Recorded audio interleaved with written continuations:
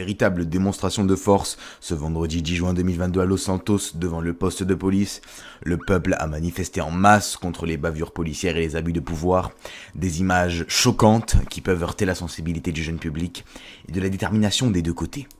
Aujourd'hui, notre envoyé spécial Zach Lewis, moi-même, qui me suis rendu sur les lieux au cœur de l'action pour tenter de comprendre quelles étaient les accusations et les réponses des deux côtés.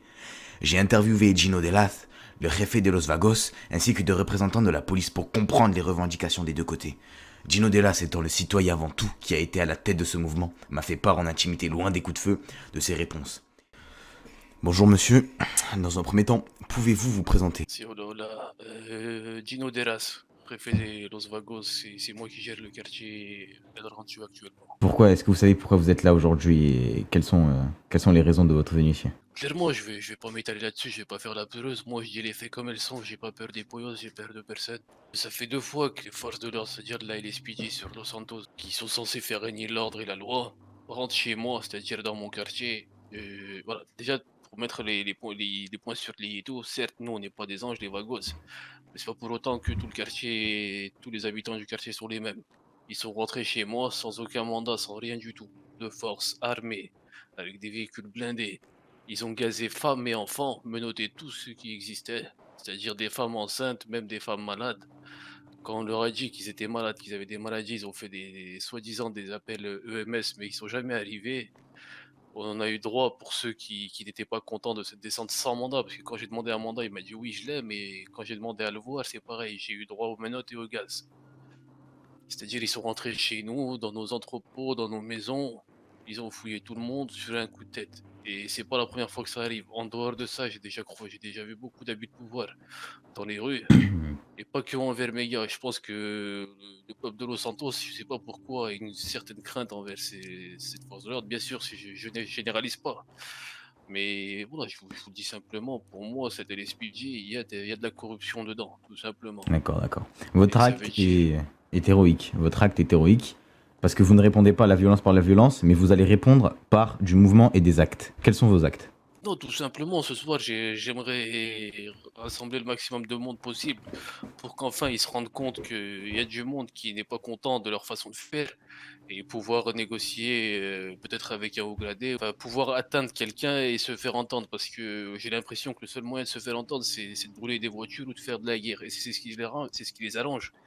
Parce qu'à partir du moment où on fait ça, ça les permet de nous frapper, nous humilier et de nous faire à la misère.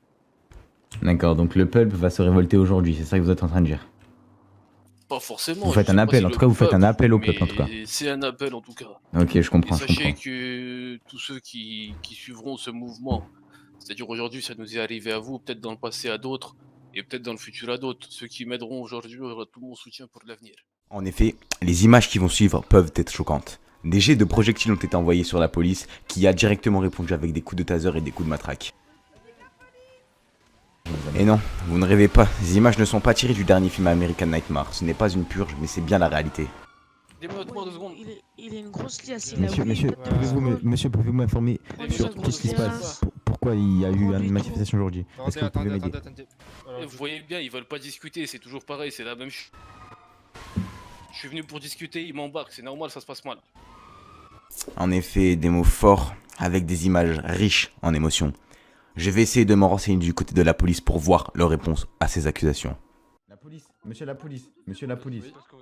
J'aimerais avoir des réponses aux questions que tous les... Si, j'aimerais des réponses face aux questions que les manifestants se posent. Parce que depuis tout à l'heure, il n'y a personne qui répond. On aimerait savoir ce qui se passe. Nous, on a reçu l'ordre de taser, on t'a...